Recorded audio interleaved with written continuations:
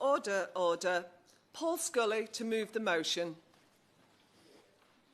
Thank you very much, Mr. Ryan, and it's a pleasure to serve under your chairmanship. I beg to move that the E-Petition 269157 and 237487 relating to the prorogation of Parliament be considered. If I can just read both petitions into the wording, into Hansard, if I may, the official report. The first one is do not prorogue Parliament, which says Parliament must not be prorogued or dissolved unless and until the Article 50 period has been sufficiently extended or the UK's intention to withdraw from the EU has been cancelled. The second one, that's actually received 1,721,119 signatures within a very short space of time. There's also one that actually has already closed, the second petition, which says that the Prime Minister should advise Her Majesty the Queen to prorogue Parliament. And it goes on to say the Prime Minister should advise Her Majesty the Queen to prorogue Parliament, suspending the current parliamentary session until 2nd of April 2019, clearly out of date now, to prevent any attempts by parliamentarians to thwart Brexit on 29th of March 2019. Preparations for no deal WTO will continue.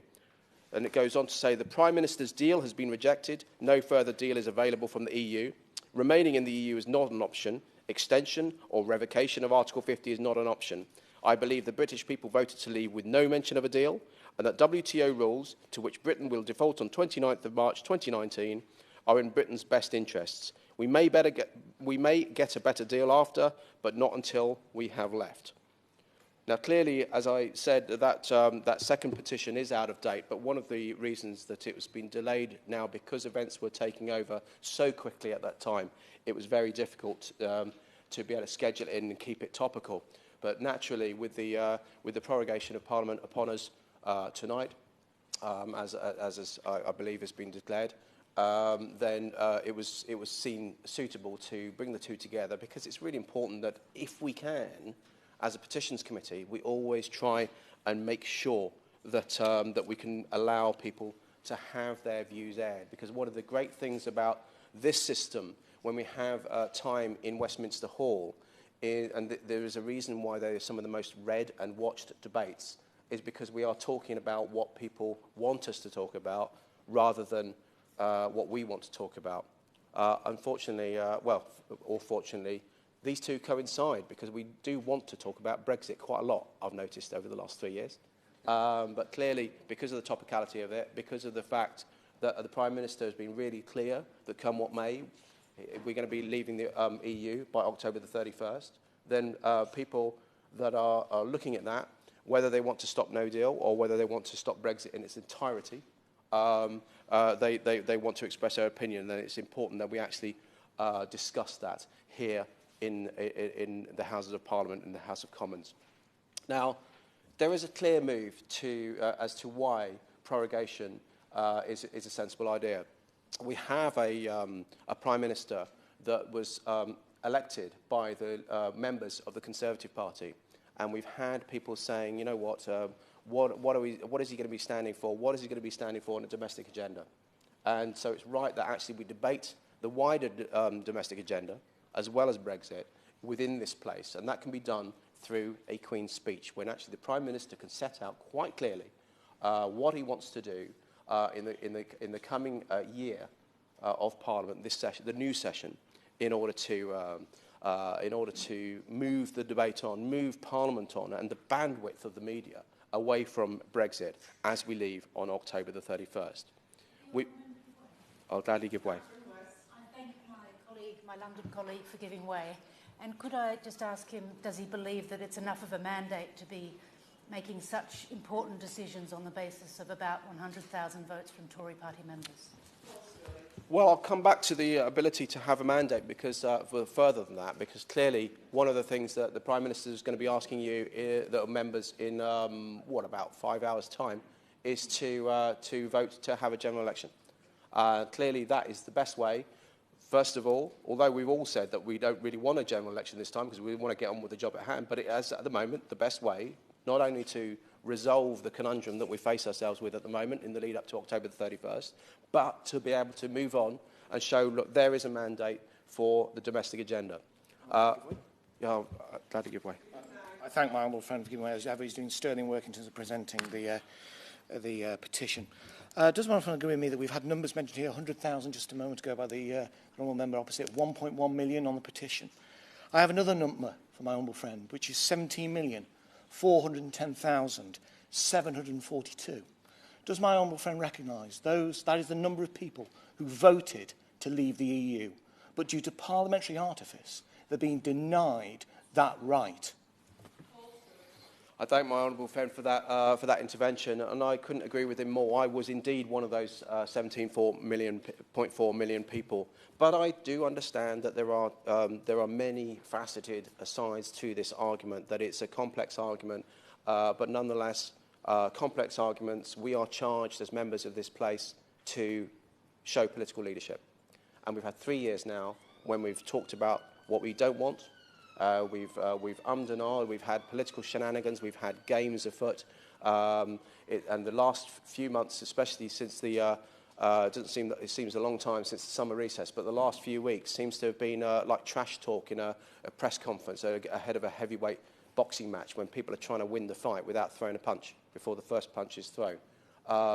Clearly now, what people are expecting us to do is to get on with the job, to actually leave the EU, to, with or without a deal, to then be able to say, you know what, we should now be talking about how we're leaving, not whether we're leaving. The fact that we are still talking about whether we're leaving after 3 years since the referendum demonstrates exactly the point my honourable friend was making, and saying that actually we cannot pick and choose the votes, the elections that we want to uphold. 17.4 million people, the most people to have voted for anything in a British election, have charged us to leave the EU. I'm glad to give way.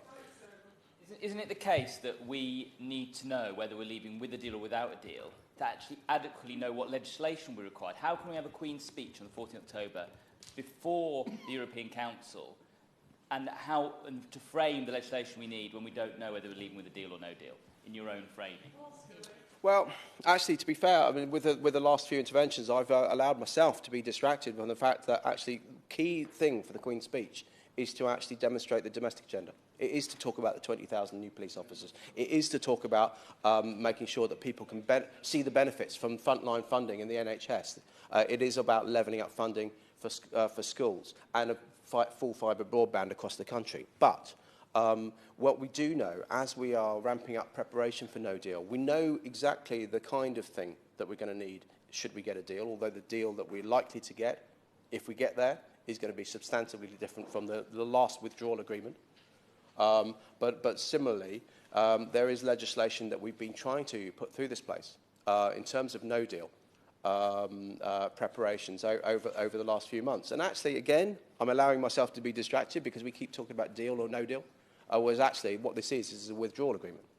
The deal is yet to come. The deal, in terms of trade deals, as we use that word interchangeably, is all about the future relationship with the EU. And we haven't even got there yet. All we're talking about, I say all in inverted commas, because of course it's complicated and it's still significant, is how we are actually physically leaving the EU. And then what that relationship, that trading relationship, is going to look like, then that's going to take time to come. And the reason that that has happened is one of the fundamental concerns that I've had, albeit from 2.5 years ago, but I can't revisit what we did 2.5 years ago. And that was accepting the sequencing that Michel Barnier and the EU put towards us, that we had to get the divorce, if you like, done before we could talk about the future relationship. It would have been far more sensible, and it was that formed the basis of the Vote Leave campaign, was to be able to do the two at the same time, to be able to talk about, because we can talk about the backstop, for example. It would be far easier, instead of coming up with a convoluted system that just has failed to get through this place so many times, if we knew the trading relationship that we were going to end up between the Northern Ireland in particular and the Republic of Ireland, then we would have been able to be working on those solutions, those alternative arrangements, not just now, not just in the last year, but the last 3 years. And that would have been a far better, more holistic approach to actually be able to leave. But I think it is... I will give way. Very grateful to my honourable friend for giving way, and I agree with him that the public are keen for us to move on to the domestic agenda. But isn't it the case that we're really talking about either having a Queen's speech in October or having one in November after Brexit has taken place, given the Prime Minister's determination to do so on the 31st of October. And as he says, one of the ways in which we may leave may be with no deal. And I agree with him that it would not be desirable or possible to take that off the table at this point. But if that's true, don't we as Parliament have an obligation to scrutinise the government's no-deal preparations? And shouldn't we be spending the 5 weeks during which we might be prorogued doing that instead of anything else, including party conferences? I thank my right honourable friend for his intervention. And he has a point in theory, but unfortunately it is theory, because we've already cancelled 2 recesses and delayed 2 recesses, which, you know, to the angst of a number of members. And what have we been doing during those recesses? Actually, what we were doing was having SIs on the floor, statutory instruments on the floor of the House, because there was not enough coming forward from the opposition to actually talk about Brexit. I remember walking around in this place, seeing members of the opposition with their coats on, leaving early.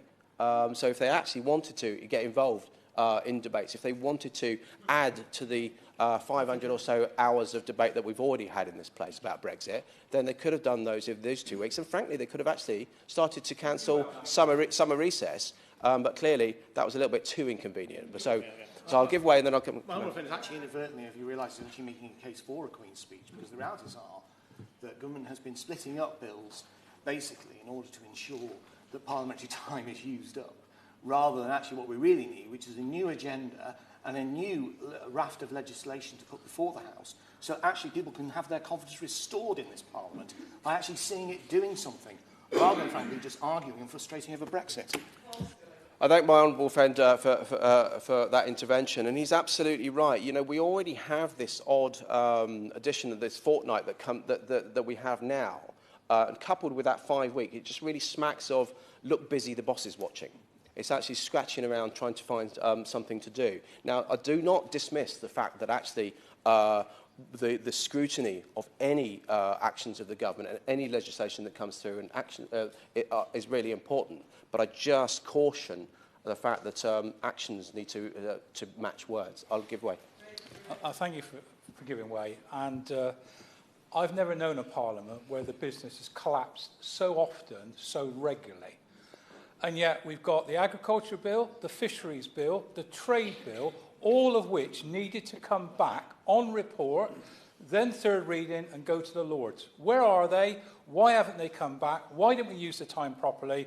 This is quite disgraceful. Yeah. I thank the honourable gentleman for that intervention. Look, in terms of disgraceful, I must admit, you know, this has been I've only been in this place for 4 years now. 3 of those years have been, quite frankly, me scratching my head, sitting there thinking I've got some of the most intelligent people around me acting in the most stupid way possible. And I blame both sides of the argument equal. I'm an equal opportunity critic in that regard, because, as I say, we should now be talking about whether we leave, not or how we leave, not whether we leave, as I was saying earlier. This is clearly, it's a big issue. It creates divides across parties, across communities, across families. But nonetheless, actually, we were charged with a relatively simple question. Do we leave? Do we remain? And leave one. And it's not beyond the wit of man to actually give business and communities and EU nationals here and British citizens abroad that sense of certainty that they need, that they deserve.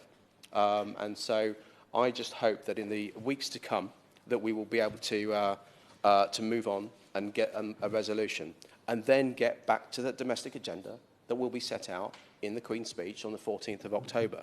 We saw a lot of, as the Leader of the House described it, confected outrage when it was first discussed about proroguing Parliament.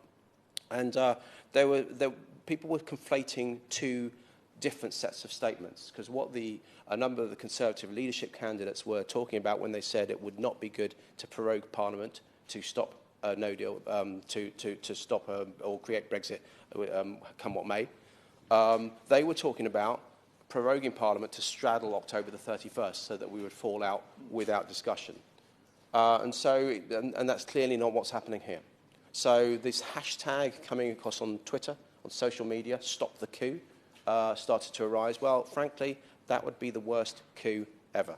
Because, you know, we have a situation when we're coming back on the 14th of October.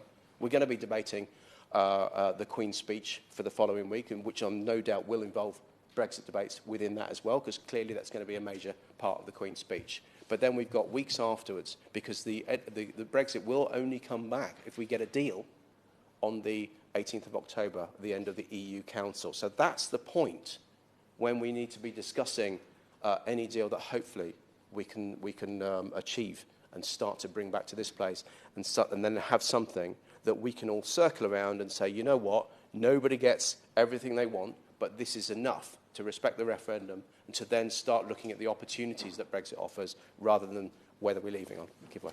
I'm grateful to the Honourable Member giving way. We've got a national crisis at the moment. This isn't business as normal. The reality is we as elected parliamentarians should be in this House debating all the crucial issues relating to Brexit, not least what the government's meant to be coming up with a solution to the Northern Ireland backstop, of which at the moment it's looking more like the Emperor's new clothes. So surely his arguments are weak today in saying that we're going to use this facade of a Queen's speech and put a new parliamentary agenda forward.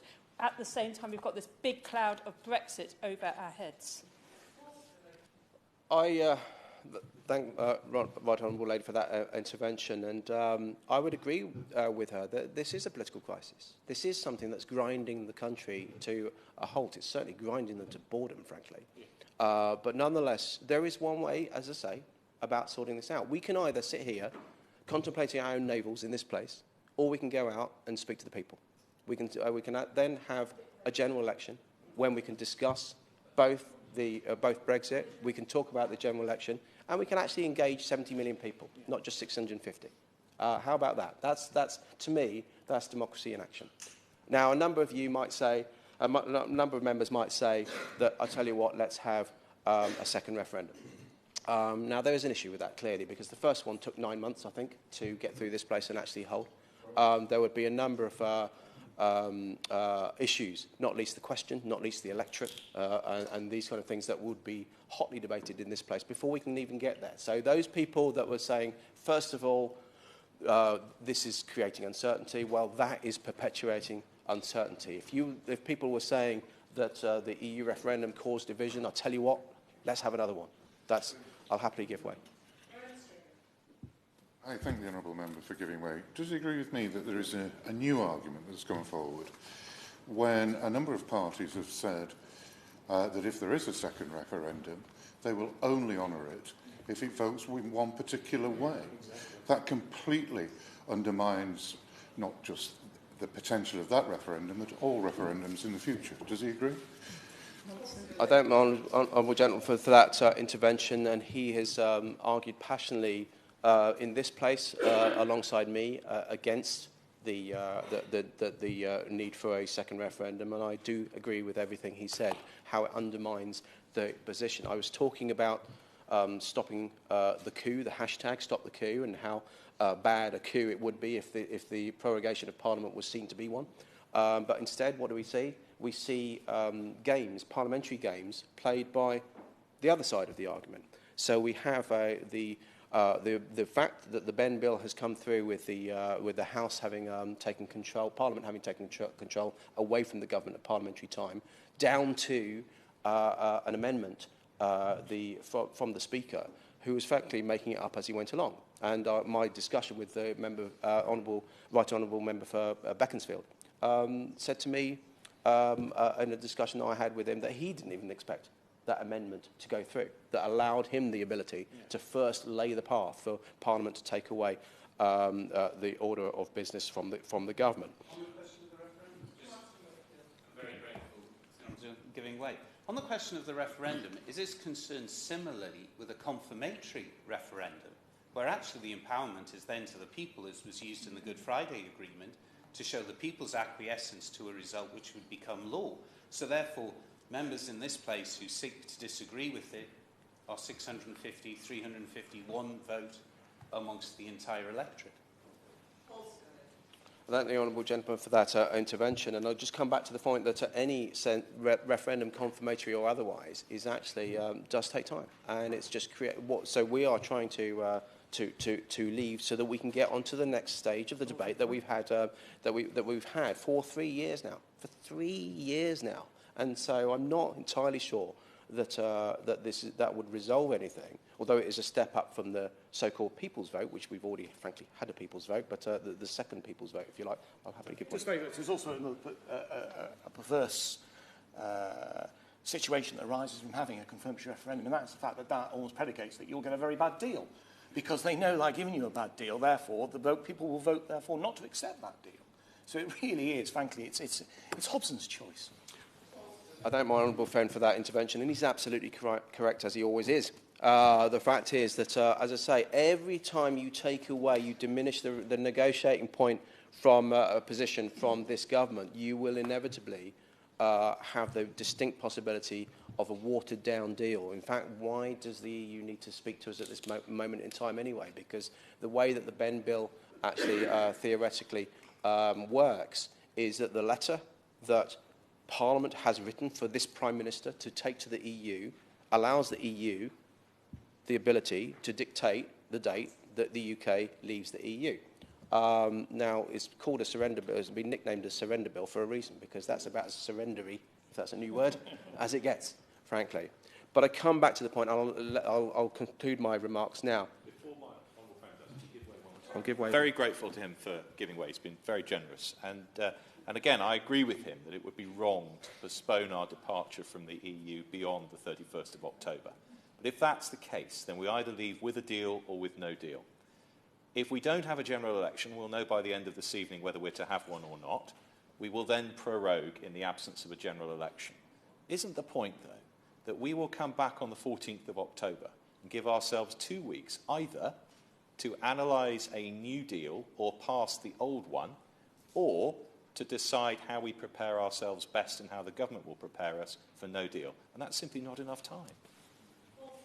I thank my right honourable friend for his intervention, and I think we have discussed no deal over the last few months to quite an extent. Now, there will clearly be the more specifics if that's looking how it's going to go, clearly.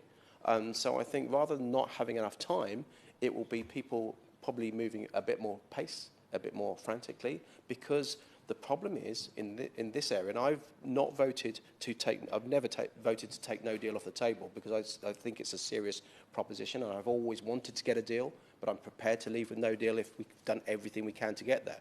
But too many people in this place have just dismissed it, and this goes right the way back to the heart of the referendum, when actually nobody has taken or not enough people, should I say, have taken seriously what people charged us to do. The number of times I've had people pat me on the head and explain to me why I voted to leave, rather than asking me. And I know that's me as a Member of Parliament. You imagine someone from Joe Public from around anywhere in the country that voted to leave, how patronised they are by the establishment. And so no deal has always been there, whether it's been taken seriously or not by members of the government at various points. That's an argument for another day, possibly. But it's absolutely should have been a serious proposition. It should have been discussed as a serious proposition. It should have been scrutinised as a serious proposition over the last 3 years. And we're now at the point that has ramped up. And I do believe that it'll be there will be plenty of time to debate that. But I do hope that we get that deal. I do hope that by having the ability to say we are going to be leaving by the 31st of October, that actually does focus minds of all of us to make sure that we can get rid of the backstop, which is the only thing. Bear in mind, that's the only thing that has passed this place in order to affirmatively, positively, rather than telling us what we don't want to do. But in conclusion, I come back to the point that proroguing to the 14th of October to have a Queen's speech allows the new Prime Minister to set out his bold, ambitious, domestic vision for this country. And that's absolutely what people are screaming out for. They want us to get Brexit done so they can talk about what affects them on a day-to-day basis. That's their hospital, their children's schools, the safety of them around their homes on the streets by having more policemen, by having infrastructure, whether it's rail, whether it's broadband, all of these things. That's what affects people on a day-to-day basis when they walk out the door of their homes. Thank you. The question is that this House has considered E-Petitions 269157 and 237487 relating to the prorogation of Parliament. Helen Hayes. Thank you very much, Mrs Ryan. It's a pleasure to serve under your chairmanship. I rise to speak on behalf of the 8,738 residents in Dulwich and West Norwood who signed the petition in opposition to prorogation, the 8th highest proportion of constituents in any constituency in the country, and on behalf of all my constituents who will be denied their voice and democratic representation as a result of prorogation today. The argument has been made that this prorogation is normal ahead of a Queen's speech, that only 3 days of parliamentary time are being lost, that we would normally break for conference recess anyway. But we are not in ordinary times. Brexit has riven our country. We know that the government's own analysis shows that there is no version of Brexit which does not inflict damage on the UK economy, but also that a no deal Brexit will deliver a calamity for jobs, for the supply of medicine and food, and for peace in Northern Ireland. A no deal Brexit poses a catastrophic threat to so many of the things that our constituents hold dear and on which they depend. To prorogue Parliament at such a time is not normal business. It is an outrage to our democracy. My constituents voted overwhelmingly, 77%, to remain in the European Union. I represent one of the most diverse constituencies in the country. We are internationalist. We celebrate diversity. Our values are European values. That strength of feeling in my constituency of Dulwich and West Norwood has not diminished since 2016. It has strengthened and it has deepened. Yet since June 2016, 77% of my constituents and 48% of voters across the country have been told that we must be quiet, that our views no longer matter. We have been told, even in the face of evidence that Vote Leave broke the law to an extent that may have been sufficient to influence the result of the referendum, that we must be quiet. We have been told that we must be silent in the face of evidence of the impact of Brexit, which were not ever discussed during the referendum campaign, most notably the impact on the Good Friday Agreement and on peace in Northern Ireland. And we have been told to be silent as the definition of Brexit, which was not discussed or defined during the 2016 referendum, has become ever more reckless, more right-wing and more extreme. But, Mrs Ryan, that is not how democracy works. It is not ever the case that when we vote in this country, in a referendum or in a general election, that those who were on the losing side in that vote must simply change their views and acquiesce to those who won. It is not ever the case when we vote in an election in this country that everyone's views are static from that point on forevermore. And it is always the case in our democracy that discussion and debate in an orderly fashion in this Parliament continue, and that is how we resolve our differences, and that we reflect on the result of that vote, the consequences of it and its impacts, and on what should happen next. To shut down debate at this time, when this House had not voted on the dates of conference recess, when extensive representations had been made to the Prime Minister over the summer that Parliament should be recalled. To shut down that debate is an insult to my constituents and an outrage to our democracy. And the Honourable Member opposite spoke of the times in this House when business has finished early, when we have not had matters to debate before us. I say to him, the Prime Minister has not brought any solutions to Brexit to this House for discussion and debate. He wants to close down debate in this place to force through a reckless no-deal Brexit which will inflict harm on constituents across this country. That is irresponsible. It will drive division through our country even more. And we must, in our democracy, have the opportunity always. I give way. I'm very, very grateful to her, and as she knows, I agree with the thrust of her argument that we should spend the bulk of the 5 weeks of possible prorogation we're talking about here discussing these issues rather than elsewhere. But wouldn't it be better if we made clear on both sides of the chamber that we would use that time to discuss, as my honourable Fred said in opening this debate, the best way for us to leave the European Union rather than refight the referendum campaign, as I fear she may be suggesting we should do?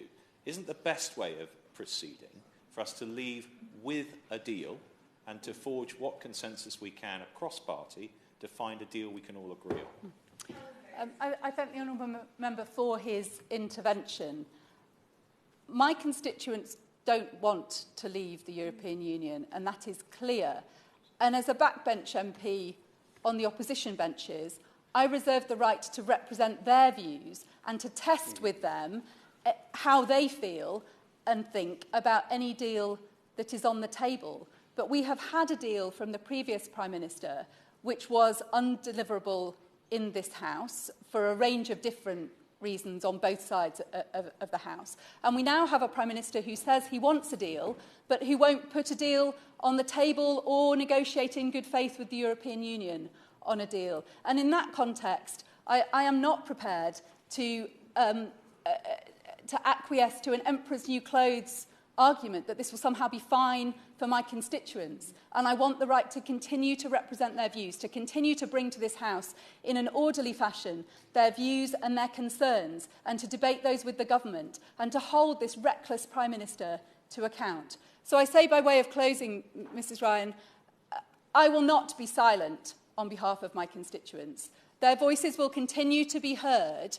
Our values will continue to be represented in this debate. And I urge colleagues on all sides of the House to continue to vigorously oppose this prorogation and to remain sitting this evening. This cuts to the very heart of our democracy, the ability of members of Parliament to hold the executive to account. And we have an executive that seems determined recklessly to drive us over the edge of a cliff.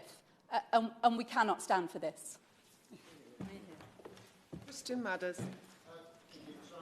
See you in the chair for this very important debate, and can I just thank my honourable friend for her excellent contribution there. I thought she spoke a great deal of sense. I think we're probably in disagreement about some of the eventual outcomes, but her defence of democracy was absolutely first class, and I wholeheartedly support that. And can I just also refer to the opening remarks from the honourable member for Sutton and Cheam?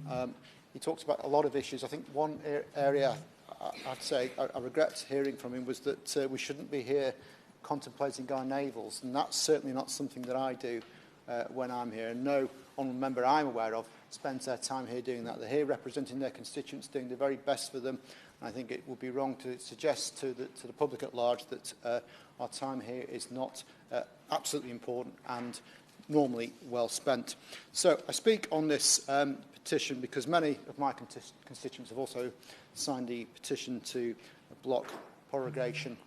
More than 10 times as many have added their names to the petition against prorogation as have signed it to support the implementation of it. And I suspect the number who are concerned about events will continue to rise. And of course, many constituents have contacted me through social media and email. And I agree with them because, as we've heard, for the Prime Minister to shut down Parliament at such an important time in our country's history, in the end stages of the Brexit process, with by far the largest negotiations this country has undertaken in at least half a century, is nothing short of an outrage. Not content with ignoring Parliament, we know the Prime Minister actually ignores his own cabinet colleagues as well. The actual number of people who were consulted about this decision before it was made was small. Most cabinet members were not consulted, and actually it's no wonder that they weren't consulted when many of them spoke very strongly against prorogation during the Tory leadership campaign. For example, the Right Honourable Member for Bromsgrove said, "You don't deliver on democracy by trashing democracy." The Right Honourable Member for South West Norfolk said the idea was an archaic manoeuvre. And the Right Honourable Member for Surrey Heath said, "I think it will be wrong for many reasons. I think it would not be true to the best traditions of British democracy." So I agree with what they've said, even if they do not agree with themselves anymore. But I certainly will. I thank the honourable gentleman for giving way. I want to know if he will acknowledge that all three of those quotes that he's just been given were in direct response to proroguing Parliament across bridging October 31st to take the prorogation beyond the date that we're supposed to leave the EU. I don't know the precise context of the comments that were made, but what is also clear is that this prorogation is actually designed to have the same effect, which is actually to shut down debate, stop Parliament actually analysing properly the effects of our exiting the EU by way of a deal or not. And I'm afraid it amounts to the same thing, which is an absolute outrage for democracy. But that is where we are. Parliament's going to be suspended later today because of the Prime Minister's desire to avoid scrutiny and force us into a no-deal Brexit, despite the government's own analysis showing that a no-deal Brexit will mean food shortages, medicine shortages and chaos at our ports. And this is despite Parliament itself legislating to take no deal off the table and the government having no mandate from the British people to leave the EU without a deal. But what else would we expect from this Prime Minister? Having heard reports last week that his Chief of Staff had described negotiations as a scam and an attempt to run down the clock.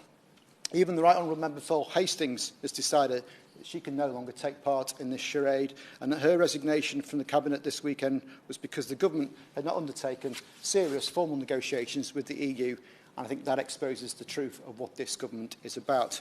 So let us be absolutely frank about that. This government is about hiding from scrutiny. It is about running away from the reality and the consequences of the decisions being made by this government. It's a desperate attempt to cut and run before the truth catches up with them. I have had a string of local companies come to see me over the summer with real, genuine concerns about the impact of a no-deal Brexit. Between them, they employ thousands of people, and decisions being made by this government now have the potential to wreak havoc on the local economy. And it's not just about the consequences of leaving without a deal, but decisions related to that that are being made by this government that could actually be changed. They're industry-wide issues, and that will almost certainly mean jobs in other parts of the country will also be affected. But we are denied the opportunity to hold this government to account on these matters because we know the truth is that they cannot justify the decisions that they are making. We are in the middle of the biggest constitutional crisis this country has ever seen. We're on the cusp of enacting the biggest changes this country has made for a generation, and yet the government are acting as if there is nothing to talk about. What an outrage. If we do leave the EU on the 31st of October, with or without a deal, we are woefully underprepared in either scenario. It is simply inconceivable that all the legislation needed for an orderly exit is in place. As referred to from my honourable friend, the member for Stroud, earlier on, to my knowledge, there are at least 6 bills that haven't been passed that would need to be enacted into law for that to happen. And if we do crash out on the 31st without a deal, what the Prime Minister, which despite what the Prime Minister says is actually still an option, let's not forget that, and that's if he can persuade Parliament that that is the right thing to do.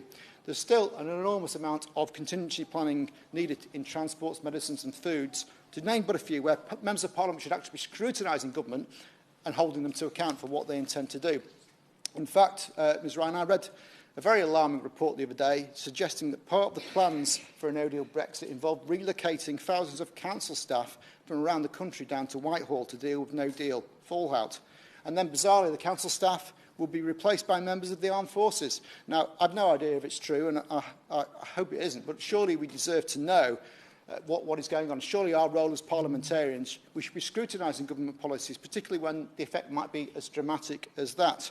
We should be sitting here every day until 31st of October to sort this out. That's what we've been elected to do. The Prime Minister should not be going around the country electioneering at a time of national crisis. It is snollygostering of the highest order. And the Prime Minister's game, because that's what it is to him, has been clear for some time. get a load of spending announcements out quickly, shut down any scrutiny of them, and hope that the traditional honeymoon period that all Prime Ministers have lasts until the middle of October. Well, we're not going to play that game. And I've been on to him since his second day in office when he announced a £3.6 billion fund for towns. And when I heard about that, I thought that sounds pretty promising and certainly something that Ellesmere Port and Neston could benefit on. So I was keen to see if my constituency would be on the list. But because Parliament wasn't sitting, I decided to put in an FOI. I sent that to the Cabinet Office, and when they responded, they said they had no information at all. So here we have a Prime Minister announcing a multi-billion-pound expenditure, and his office doesn't even have one scrap of paper setting out how it will be spent. What a complete charlatan. I want accountability, I want answers, and I want a minister at the dispatch box explaining where this money is going, how it is being spent, and who decided where it's going. Anything less than that, it looks like a political fix, a cheap stunt unworthy of a serious party of government. And it's not just that issue, which I want answers on. We have a major employer in my constituency talking about shutting down in a no-deal Brexit. We have 2 secondary schools up in arms about the way they've been treated. We have major concerns about the way a company contracted by the NHS suddenly went bust over the summer, issues with the future of the fire service, major problems with access to mental health services, rising unemployment and a chronic lack of affordable housing, all of which we should be tackling here in Parliament now. But the truth is that we're not going to be able to talk about those things because the Prime Minister doesn't want scrutiny because what he says does not stand up to it. He tells us he cannot negotiate with the EU if no deal is taken off the table.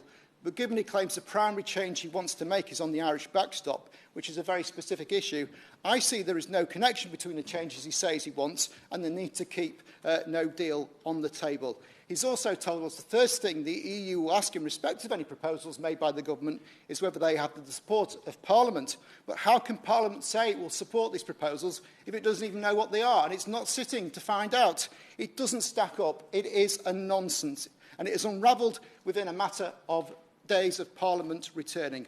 No wonder he doesn't want it to be sitting. The more exposure he gets, the more even his own party walk away from the circus. The clown's routine is an insult to the office of Prime Minister, to Parliament and to the people of this country who he thinks are going to be duped by Eton's answer to Arthur Daly. We're not going to fall for it. You cannot claim, as the Conservative Party have, to believe in parliamentary sovereignty on the one hand and shut it down on the other. So I want to put on the record that I do not support prorogation of Parliament, and I believe it to be an unprecedented, anti-democratic and unconstitutional attack on our democracy. Taking back control means this Parliament taking back control. I mean standing up to the bully boys who want to shut us down. Faisal Rashid. Thank you very much, Mr. Ryan. It's great to serve under your chairmanship, and I congratulate my honourable friend from Ellesmere and Neston, who was making an excellent case. I must say, Mrs. Ryan, the prorogation of Parliament is just the latest in a series of reckless and opportunistic gambles undertaken by Conservative Prime Ministers over the issue of Europe. As always, it is the hard-working people of this country who will suffer most as a result.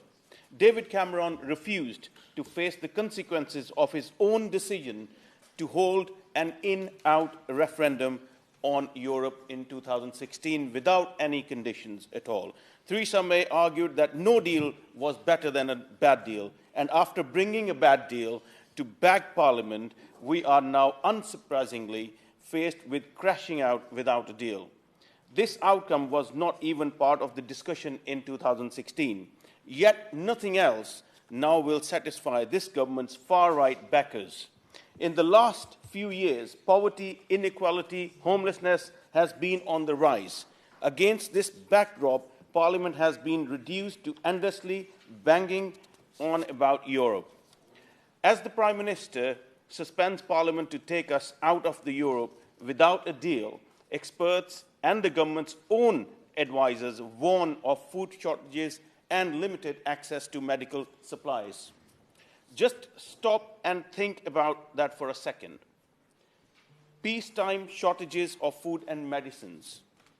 They are not the result of a natural disaster, but a political disaster. The Conservative Party. The damage of a no-deal Brexit will not be temporary. It threatens profound systematic damage to our economy. The Bank of England says that this outcome will permanently, not temporarily, permanently reduce the UK's export potential. The Treasury believes that it will result in an economy 8% to 10% smaller in 15 years. And mostly it's the Northwest who will hit the hardest. And time that when, if we remain within the European Union, the President of the National Farmers Union, Minat Batters, he said that it would be socially and economically catastrophic for farming in Britain. Make UK the manufacturers' organisation. He said that it would be disastrous for the majority of UK manufacturers and the livelihoods of the millions of people they employ and their families. Yet to realise this disaster outcome, the government has resolved to gag Parliament in these most critical days for our country. That they can proceed with such an arrogance is astonishing. But after all, it won't be their families on the breadline. It won't be their livelihoods destroyed. We need to prevent the irreparable damage of a no deal at all costs. The single greatest myth of a no-deal Brexit is the idea that it will avoid the need for negotiations with the European Union.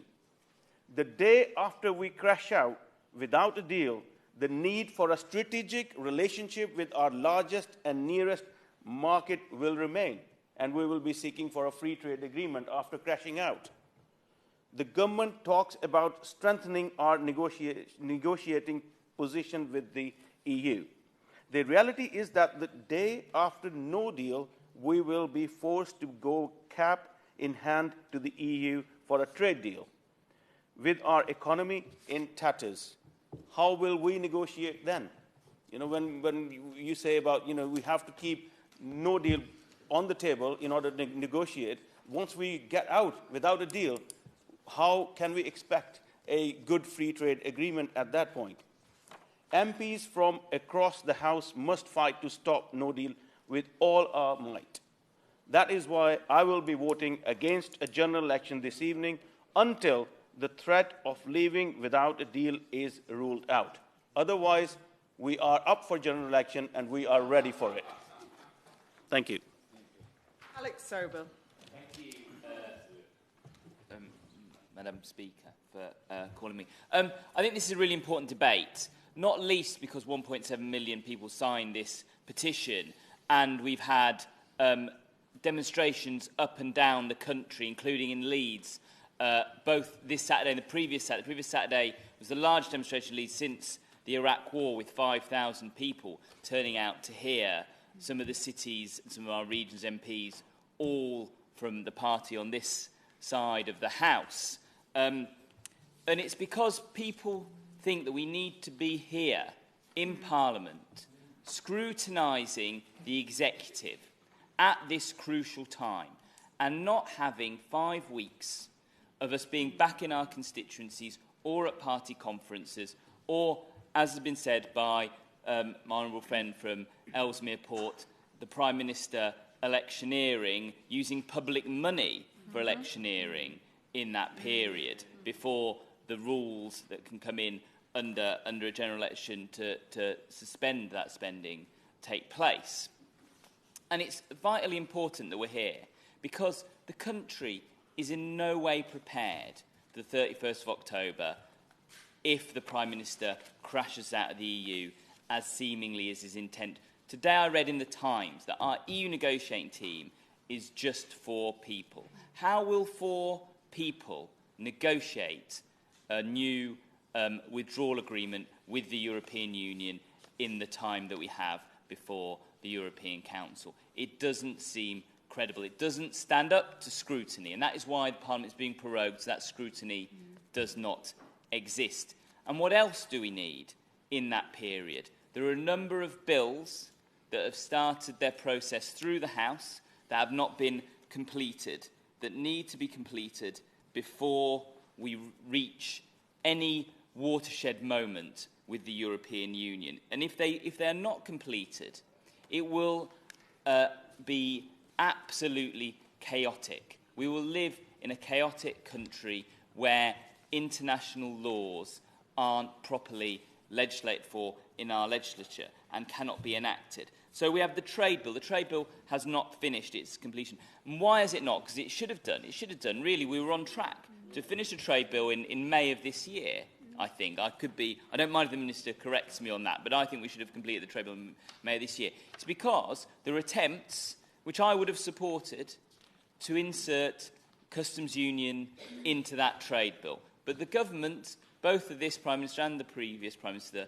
the right member for Maidenhead, didn't want a customs union inserted into that bill. So the bill was slowed down. So we're not going to complete a trade bill in time for the 31st of October. And an immigration bill which would have completed some surety, or perhaps not, depending what happened with that bill, for EU citizens in this country and to regulate immigration post-Brexit. But so what happens to those EU citizens if the Prime Minister doesn't negotiate a withdrawal agreement and we leave with no deal on the 31st of October? I hope the Minister has got a good answer for that, because I know there's 3 million people in this country who are very interested to know what their status is going to be without the completion of that immigration bill. And I don't think they believe the promises that come from ministers and the executive. And what about the fisheries bill? One of the main, centre pieces of the Leave campaign, 2016, was that the UK would take back control of fisheries and fishing rights. But how is that going to be possible without a fisheries bill? Aren't other countries that share our territorial waters going to contest us without that legislation in international courts? What a laughingstock will be if we leave 31st October without that legislation being completed. And an agricultural bill. An agricultural bill that is meant to frame what we're going to have post the Common Agricultural Policy. Now, I'm sure the Minister stand up and say, all these bills will be in the Queen's speech. Obviously, he can't decide now, and he can't give us a decisive answer on what will be and what won't be in the Queen's speech. But he'll try and give us some reassurances. But I want to know how we're going to legislate all those bills by the time we get to the 31st of October. Yeah. My friend give way.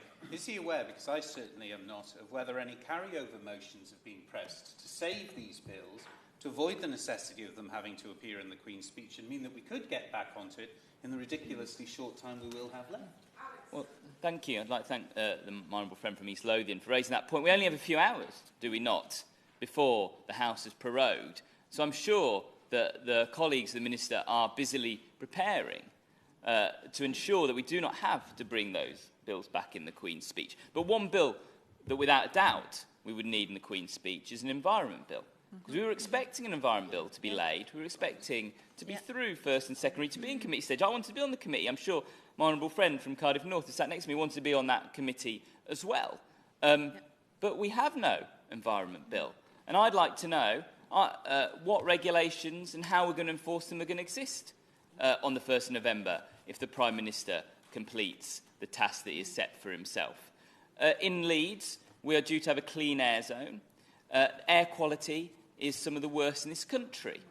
The government was taken to court 3 times by Client Earth on the basis of EU regulations which form part of UK law, and lost to enshrine and embed and widen air quality through a number of other local authorities in the UK. And the government have actually failed to deliver to Leeds what it needs in terms of a charging system and equipment for those vehicles. So we are going to be in breach of EU regulations on air quality in Leeds for a longer period than we expected. Who is going to provide the environment protection we need? I asked the then Minister, she's now the Secretary of State for Department for Work and Pensions, but just a few hours ago she was Minister of State in Environment, Food and Rural Affairs. And I asked her the question about environment protection. She said that in a no-deal Brexit scenario, the new agency will not be formed until the end of 2020 or the beginning of 2021, and that people will have to retrospectively take environment action. So that means that we will have no environment protections country from the 31st of October until that date. I've got currently an issue of effluent discharge in the River Wharfe. I'd hope for some enforcement action on this. Am I going to have to be disappointed if people are going to have to swim in effluent for 2 more years because there is no regulation? I'd like to know. These are not small, minor issues. These are huge, huge issues, and Parliament should be here, sitting and debating these bills and scrutinising them, being in committee and getting them through. So on 31st October, we are not in a situation where the people of this country are going to have far, far worse quality of life. Will my honourable friend give way? Rachel I'm really Maskell. grateful to the speech that my honourable friend has made. There are also many factors which are so important. On the 5th of August, we saw clearly the incursion in Kashmir, and my constituents want to debate that issue and to call the government to account over the actions that it's taking in the light of the lockdown that there has been in Kashmir and the sheer catastrophic humanitarian risk in Indian-administered Kashmir. Surely proroguing Parliament is also preventing this House scrutinising the government's action on really important global matters too. My honourable friend from York Central is absolutely right.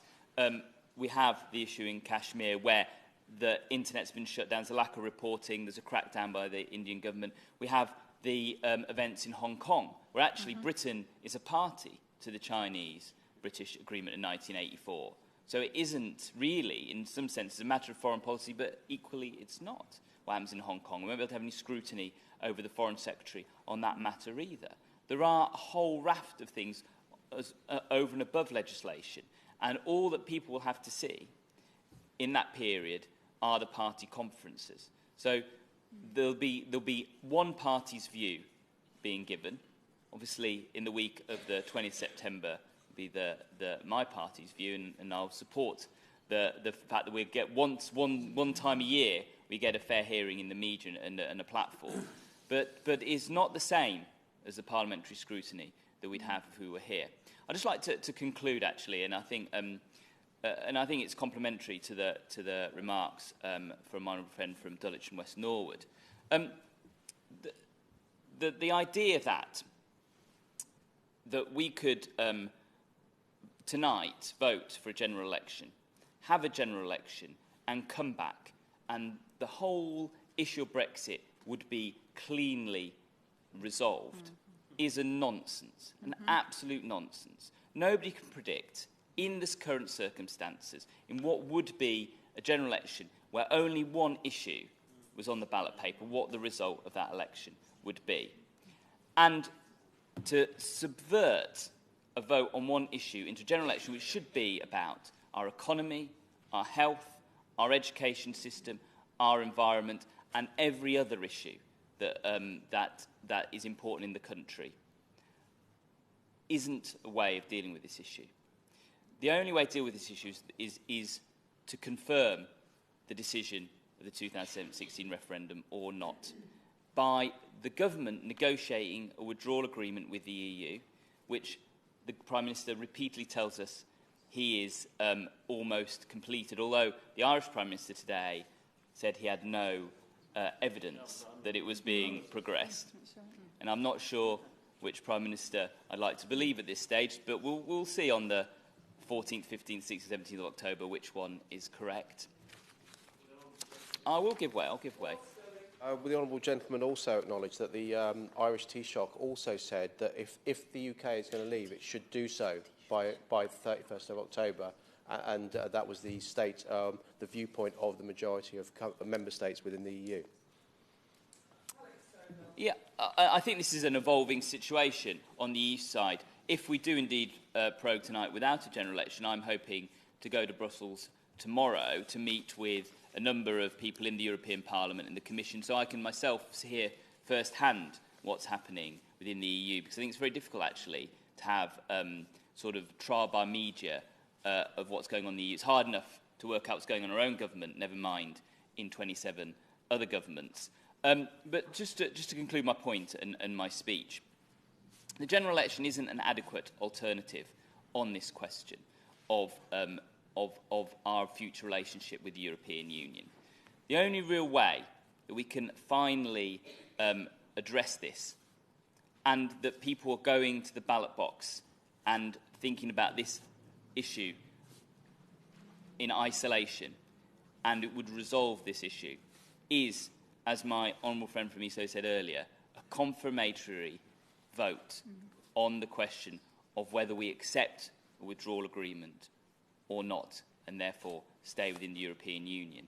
And I think that actually underlying this prorogation are attempts to not allow us the time to have Parliament decide that question. And that is what concerns me, that this is a politicised prorogation of this Parliament. Martin Whitfield. Very grateful, Mrs Ryan. It's a pleasure to serve under your chairmanship, and also a pleasure to follow my honourable friend from Leeds North West. This is an interesting debate funded around petitions that were launched by people who were desperate to try and indicate their view to this House and this government. I represent East Lothian, where 3,867 constituents voted on the petition not to prorogue Parliament, and 86 constituents voted to prorogue Parliament. And it made me think about what prorogation is really about. It dates back to when this House was cleaned to make it ready for the arrival of His or Her Majesty. That's the reason we all had to get out. But the effect of it is much greater than that at a constitutional level. And we've heard about the bills that will have been lost. But let me talk about one small element which comes to mind that causes a problem. I won't be able to lodge any questions on my constituents' behalf when we are prorogued. And I think in particular of an EU citizen who has successfully registered online and has indeed received a letter which has given her a number. And the letter confirms that that is not proof of her status. The only way to gain proof of status is to log on, send a code by mobile phone, get an access code, and then successfully prove. She intends to leave this country on the 1st of November for a holiday. She is worried that she won't get back in. She is worried she won't get back in because when she arrives back with her German passport that won't be read through the data because having departed on the 31st, the data won't transmit or speak to each other. And she's actually genuinely worried that when she tries to get this access, or indeed when Border Force tried to get this access, as has happened before and in some of the trials, nothing happens. What is she supposed to do? So I'm going to pose that unfairly in the hope of an answer, because when we are prorogued later tonight, I won't be able to lodge a question about that. I won't be able to find out on behalf of that constituent what she is supposed to do. And that brings us to the question of the length of this prorogation, where we have had submissions that state, at the end of the day, there is a misnomer over those government ministers who said that they disagreed with prorogation and those that agreed with it. The fact remains that the government has said in their many charts that if you take out conference recess, the number of days that we are being prorogued is not really that much greater than those in the past. Well, that's not true. It is much longer. And the fact remains that this government has not presented the motion for conference recess yet and had no intention to, because I submit, and I believe genuinely, that they were using that period to try and hide what is so successfully, in my opinion, being viewed today, that the government are hiding from being questioned. That's why they want us to go away. They want us to go away so that they don't have to answer questions about data, about medicine, about transport, about EU citizens, about the missing bills, about the state of the environment, about the state of the negotiations. We have to keep this private, I've heard. We can't take no deal off the table. We have to keep our hand secret. It's strange that the European Union seems to have taken entirely the opposite view. Right from the beginning of these negotiations, they have set out the evidence, they have set out their asks, they have debated them, and they've put that in the public realm. And we are unable to do that. We are unable to do that because that's not how you negotiate, we are told. Well, with the greatest of respect, I don't think the way we intend to negotiate, holding our cards close to our chests and telling nobody anything with the 4 people who are left to do the negotiation, is really respecting the United Kingdom and attacking an element of our constitution, prorogation, a relatively small, almost backwater of our constitution. To use this to stop Parliament, to stop the government answering questions that are posed to them by representatives of constituents around the United Kingdom is an extremely dangerous precedent to make. And with all due respect, if we were all sat the opposite way and members of this side were trying to defend the fact they were sending politicians, members of Parliament, away for 5 weeks so that something could happen, those that stood opposite would not be silent on that. Thank you. David Drew. Thank you, Mrs Ryan. Delighted to serve under your chairmanship. Can I thank those thousands of people who signed the petition in my constituency of Stroud. And I'll start by saying that I'm angry. Now, I'm a mild-mannered person, as most of you would agree to, but I just think that this is something that I never thought I'd see in this mother of parliaments. And remember, we are the mother of parliaments. We created parliamentary democracy. And parliamentary democracy works because the government runs parliament. Maybe that sometimes isn't as clear as it should be. But also, there is a degree of fair play between government and opposition. And that is completely broken down to the extent that we are now given a whole series of guns to our head. Go for a general election, go for no deal, as if that is what a parliament should accept. Now, if this was some banana republic, we understand the way in which the president might manipulate it. But this is the British Parliament. And this really is a very dark day in terms of the way in which this Parliament operates. Now, I'm reminded of an episode of The Likely Lads. Sorry for all those who are very young here. But there's a wonderful episode of The Likely Lads where they are trying to avoid the result of the England football game. So the whole story, the episode, is they spend the whole day disappearing in and out of pubs because they don't want to know what the score is. And because it's on the recorded highlights and they just want to watch it as though it was a live game. And of course they get to the very last thing and on a beer mat is written the result of the game. And what it proves to me is you can hide, you can run, but you will always be held to account somewhere. And the government with prorogation feels very much like that at the moment, because prorogation is about trying to avoid being called to account over some of the most important things. Now, you know, I do bear a grudge because I spent 37 hours of my time in the Agriculture Bill as our opposition spokesperson on this side. Other people were with me. No matter how badly I did try my best. And the fact is, those 37 hours I'm never going to get back. Now, I might be fortunate enough to have another 37 hours because the bill will come back, hopefully, in some form. Now, why does this matter? Well, if I'm trying to actually plan out my farm policy, trying to work out what I'm going to grow next year, what animals I'm going to keep, I need to know the system of agriculture. And yet that's in abeyance. Yet, okay, we can carry on with the existing CAP, but I thought we were trying to get out of the CAP. That was one of the drivers for leaving the EU. Now, in terms of that, that's bad enough. But I also spent an awful lot of my hours in statutory instruments, some of which by now will be out of date. Now, it wasn't our decision to have a 2-year parliament. That was at the behest of the government. Some of us feel that that was a mistake and Parliament should have an annual programme. But this government decided it would have a 2-year programme. It's come back to haunt us. The Agriculture Bill left this place well before Christmas of last year. Therefore, we've had the best part of 9 months waiting for it to come back. I understand through the usual channels we were offered a deal. Let it through, and then we won't say anything else about it. Well, with the best one in the world, we did have some arguments against the bill in its current form. That's bad enough, but as my honourable friend has said, I think 2 honourable friends have said, fisheries is even more drastic.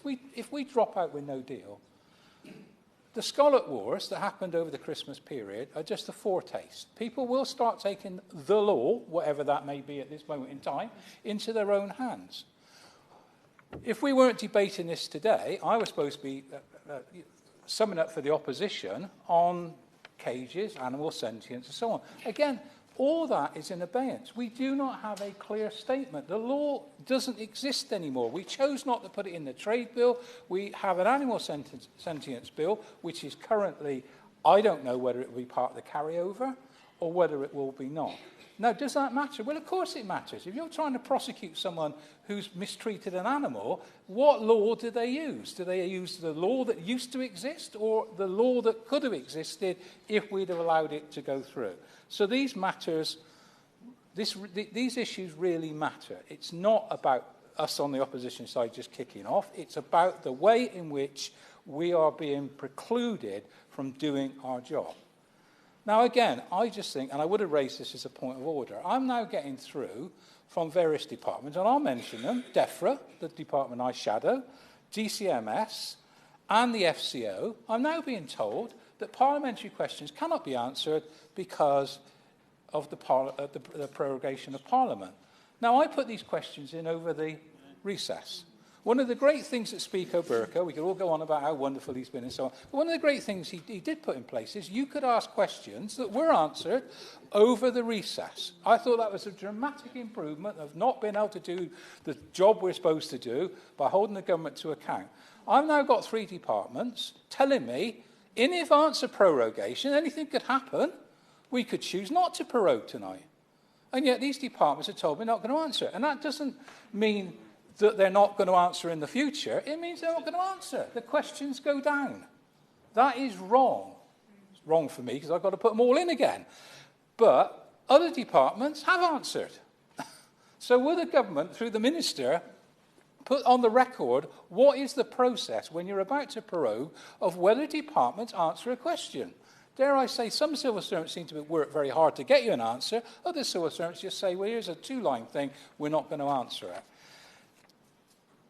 To me, a lot of this is the way in which Parliament isn't really running by the rules anymore.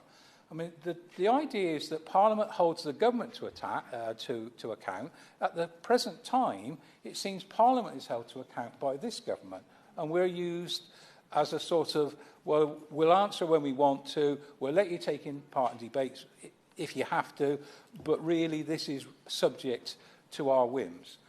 My friend Graham Allen, when he chaired the Constitution Committee, when we had one, the Select Committee, looked at this thing, should we have a written constitution? Now, I feel very strongly on the last couple of weeks, we must have a written constitution.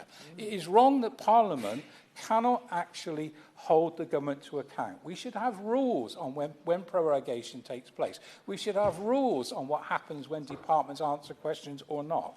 This really matters because it's about the way in which we as parliamentarians, whatever party we come from, and whether we're in the government or the opposition, we have to have the security and knowledge that the job we're doing is one that cannot be undermined. Otherwise, we talk about this Parliament losing the confidence of the people.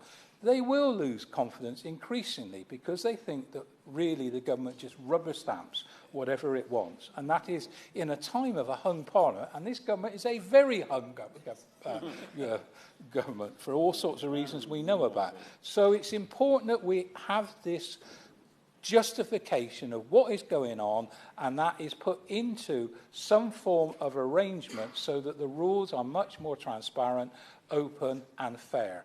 Because I think what is going on is undemocratic, it's unconstitutional, given that we've not got a written constitution.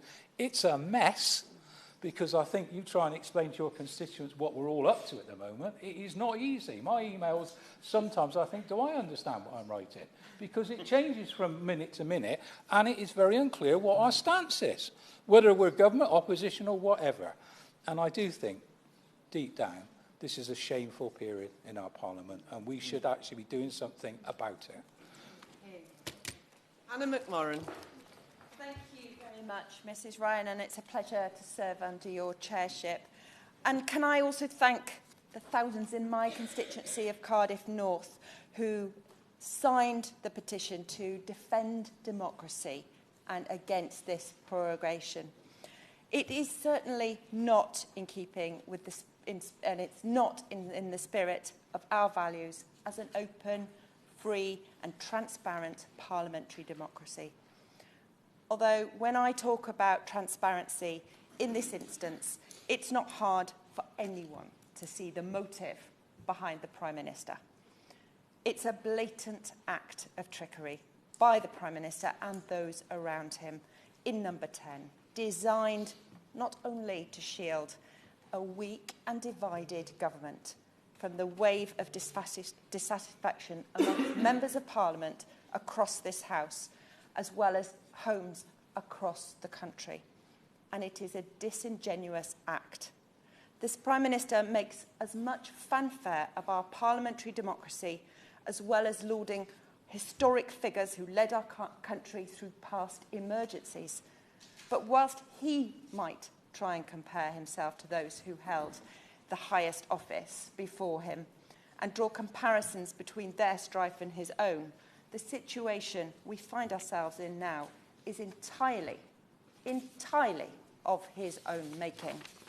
And indeed, his attempt to subvert democracy in this way is not at all fitting of those comparisons to any of the figures that he holds in such high esteem, or indeed the office of Prime Minister. And we know that these events that we've seen in the last days and weeks have stretched the capacity of our constitutional norms. But what have they taught us? A Prime Minister that is prepared to flout the limits, to stretch those limits of democracy and abuse the parliamentary system. And I think, actually, that urgent reform is needed. I would agree with my colleagues that have gone before me. Urgent reform is needed, and that is a debate perhaps not for today, but for another day. But in kicking out, the Prime Minister, in kicking out those MPs, in dismissing them out of his party and locking the door by suspending Parliament, he is also denying my constituents in Cardiff North the right for their voice to be heard. And in silencing the voice of MPs, he is silencing a nation too. And people and businesses in Cardiff North, they all tell me this. They came up to me at the weekend. They want to know what is going on. Why is the Prime Minister doing this to our country? Why is this government doing this? They're worried about their future and how this impacts them. They are worried about the path to no deal, the path to a really devastating no deal, which could take them on a path and their livelihoods, their families, all impacted. And all this takes place in the eye of the storm amidst this growing emergency, this national crisis, where people actually, they expect us to be present here. They want us to be here, standing up for them, working hard to resolve this crisis. And by suspending Parliament, as has been said before me, that means the bills, they fall by the wayside. Those important bills that have been talked about, that we've all worked hard on. The Environment Bill that's already been mentioned, the Agricultural Bill that's already been mentioned. I have my own bill that will fall by the wayside. That's on plastics and packaging, extending the producer's right, responsibility, extending that responsibility to make sure that the packaging that they produce is far more environmentally friendly, to make them stand up and take notice. But that falls by the wayside. What will happen then? I've just come from a meeting with climate protesters who are here in Parliament meeting their members of Parliament. There were tens, if not hundreds of them there today. What does the message suspending Parliament send to the country, send to the world? What, that we don't care about the climate emergency? I'm afraid the climate emergency does not stop just because Boris Johnson wants to massage his own ego and get on with crashing us out of a no deal.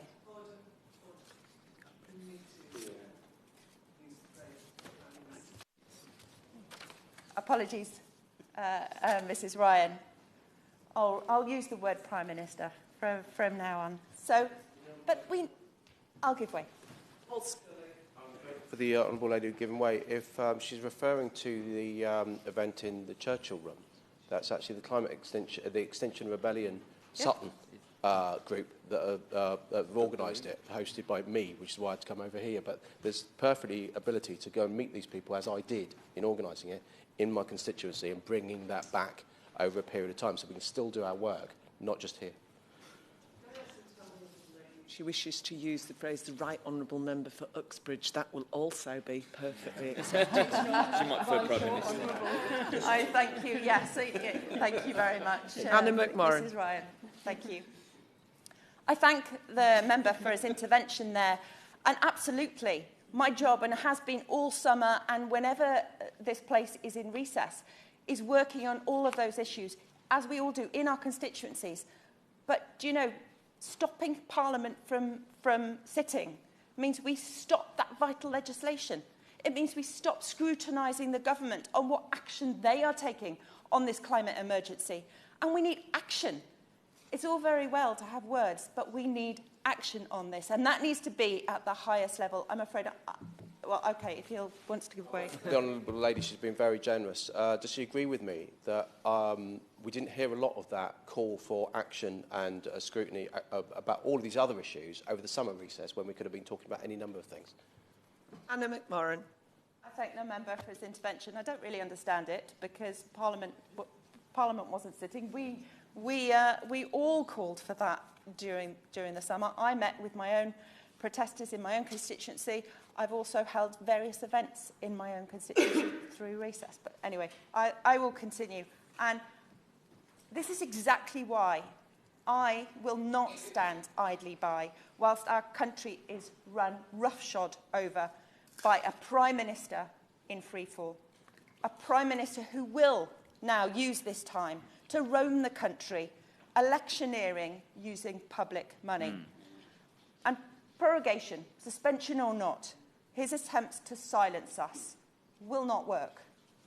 And I am here to protect the livelihoods, the futures, the businesses of my constituents. With a threat as big as no deal looms large, with the government choosing ruin over delay, I will continue to do whatever I can by joining forces with my colleagues to protect those vital jobs, services, communities and livelihoods. And I will continue to campaign and to fight for what I personally believe is the best solution to this crisis we find ourselves in. And that is putting this decision back to the people for a final say over the future of Brexit. And I will be campaigning firmly and loudly to remain as a full member of the European Union. Jeremy Lefroy. Thank you very much indeed, Mrs. Ryan, and I do apologise for not being here at the beginning of the debate. I was giving evidence to the review committee on HS2, and that is one of the reasons why I'm very concerned about the...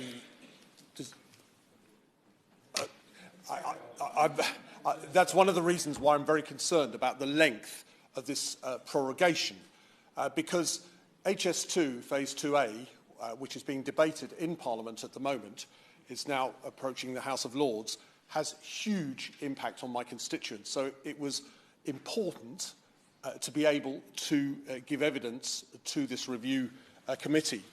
And I will come on to the other things that we're being prevented from doing over the coming weeks by, I won't say the prorogation, but the excessive prorogation, because it's absolutely right we should have a prorogation. It's right that we should have a new Queen's speech, and I'm fully in favour of that. What is not right is that it should have been until the 14th of October. And the plea I will make to the government is that we should come back at the latest on the 7th of October, if not the 3rd of October, which would be after all party conferences have been concluded, and that is plenty of time.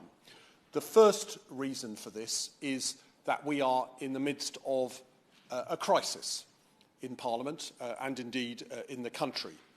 I believe that we need to respect the result of the referendum in 2016 and leave the European Union, but leave it with a deal in an orderly way in the manner in which the manifesto on which I stood in 2017 set out.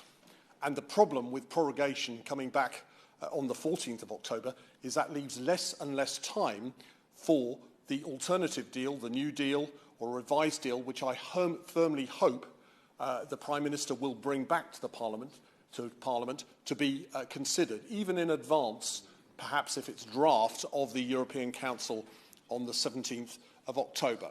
And I think it's our responsibility to look at that. Indeed, I will be, as a member of this newly formed grouping of MPs for a deal, I will be working with members of Parliament across the House to ensure that there is an opportunity to arrive at a deal which achieves a majority in this House. Of course. Like him, I was giving evidence HS2 and meeting Extinction Rebellion and indeed meeting Dignity in Dying and Shelter. So I do wonder why it can be said that we have very little to do here as we're trying to be in 5 places at once. I admire what he said in relation to prorogation. Would he go a stage further than that, say at least we remain members of Parliament and at least we can still lobby and at least we can come back sometime in October? Had an election gone ahead, we would have had no control over that whatsoever. And with a Prime Minister who has said he may be equivocal about obeying the law, that's the thing to be avoided at all costs. Yes, I very much understand, and we were together in the HS2 committee, and I listened very carefully to what he said, and I think very important points made about I think it was Old Oak Common and the area around there, which or the part of London which is affected by HS2. I'm in a quandary over the issue of an election. I think, on the one hand, an election would be decisive. It would give the chance either, as I suspect it will be run pretty much on Remain, Leave, or Leave with a deal lines. It will be a chance for the people to decide in a manner of speaking. But on the other hand, I do very much see what he says, that if we don't have, if we have an election, we are not able to raise these points anyway. But what we're left with is a kind of halfway house. So we're not able to raise points in Parliament because we've been prorogued. And on the other hand, we haven't got the decisiveness of an election. So it's neither fish nor fowl. As I said, there were 2 main reasons why I don't want to see Parliament prorogued for as long as it is, and there is still a chance for the government to request that prorogation not be for as long as it is at the moment. The first is so that we have more time to consider really important matters, such as the prospective deal, which I very much hope that the Prime Minister is committed to bringing before this House, and which I hope in some form or other will be passed by this House so that we can fulfil the result of the referendum and leave in an orderly fashion. But it is also extremely important to bring up constituency matters. And with your permission, Mrs. Mayne, I'm just going to give 2 or 3 examples because I'm not going to be able to bring these up at leaders' questions or in other opportunities. The first is a constituent of mine, Staff Sergeant Proverbs, who has just left the army after 20 years of service. He was injured on duty at a NATO headquarters in this country, and yet, because of the intricacies of the rules around pensions, around disability, he has been deprived, after 20 years of service to this country, having seen active service in a number of theatres, of a proper disability payment and disability pension. I've taken this up with the Armed Forces Minister, I've taken it up with the Veterans Minister, and I've had a sympathetic hearing, but it seems to me that the Ministry of Defence is not dealing with my constituent in a proper manner, and as a result, he is going to face a much lower level of income despite his disability, which was incurred in the course of serving our country. And again, I would raise the case of my constituent, Mr. Gray, who has on whose behalf I've written to Barclays a number of times. I've raised it before in the House of Commons, and yet Barclays, the latest time, still have not replied to me on a very serious matter. Just a request for a meeting. They have not come back to me. I also want to raise, Mrs. Mayne, the fact that I had a debate not too long ago on the manipulation of precious metal prices, a very serious matter, fundamental to the financial system, not just of this country, but of the whole world. Now, we had a good response from the Minister, but there are very serious outstanding matters which need to be raised in Parliament and need to be discussed here. I could go on, and I'm sure other members could do the same. However, it is quite clear to me that we need the time in Parliament. Clearly, the government needs time to prepare the Queen's speech. That I understand. But a couple of weeks is more than enough. It's not as if they're starting on it ab initio. It's not as if, as from tomorrow, they will start thinking about the Queen's speech. They have been doing so for a very long time, and rightly so. 2 weeks, 3 weeks maximum is more than enough. So let's, I would urge my honourable friend, the Minister, to communicate to his colleagues in government and to the Prime Minister that it would be an act which I think would be welcomed across the House if we could resume on the 3rd of October or at the very latest the 7th of October. Thank you, Mrs. Mayne, and a pleasure to serve under your chairship. I'd like to begin just with a couple of points about the procedure that we're engaged in here today. And I say this before they leap up with no criticism intended or implied of members of the Petitions Committee. But I have been at a number of these debates now where the public have petitioned us. And I really do wonder whether our procedures are effective and robust enough in terms of delivering on the expectations that those who petition Parliament might have. And I think two things are of note here. One is that we are dealing with two petitions. I'm not sure of this need to lump together petitions from the public just because they cover the same topic, particularly in this instance as they are of diametrically opposed views. And also one petition, which I presume has been organised by pro-Brexit campaigners, presumably because they feel this Parliament to be made up of Ramoners who are antipathetic to their case.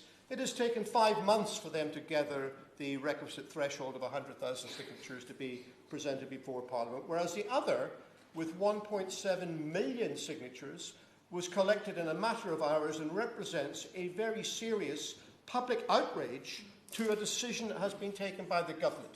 And I think to have parity of consideration of those two things is simply not fair.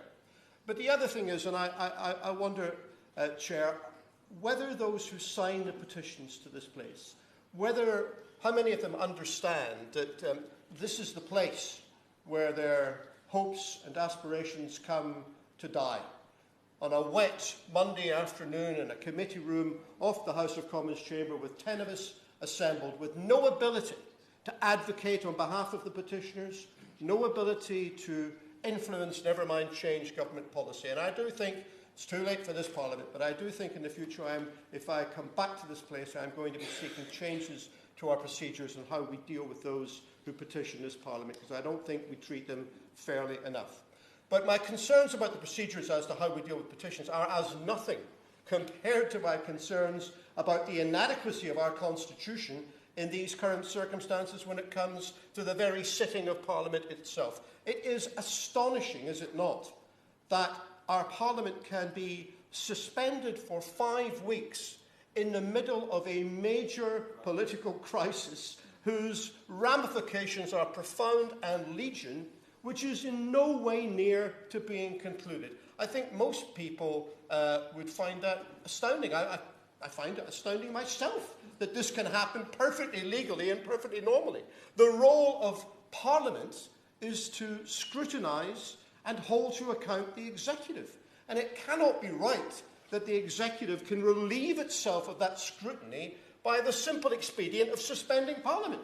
This seems to be a bizarre situation, yet this is the one that we are confronted by. And it will mean that the Right Honourable Member for Uxbridge, who is our current Prime Minister, by the time we get to October the 14th, he will have been in power, the most powerful executive office in the land, for 82 days, and in only 4 of those days will this Parliament have been able to hold him and his government to his account. And that is, frankly, a shocking state of affairs. And I don't buy the argument, frankly, that this is because the government ministers and their advisers need time to prepare a new legislative programme. That might, I'd be happy to give way. You just outlined how long the Prime Minister's been in office, 82 days, and the Parliament's only been sitting 4 days. That also means there's only one Prime Minister's questions. So members of this House have not and will not have the ability, until after the Queen's speech, to question the Prime Minister, even though he'll have been in office for well over 3 months by that point. I know, it's staggering. I think, so what, I mean, why is this happening then?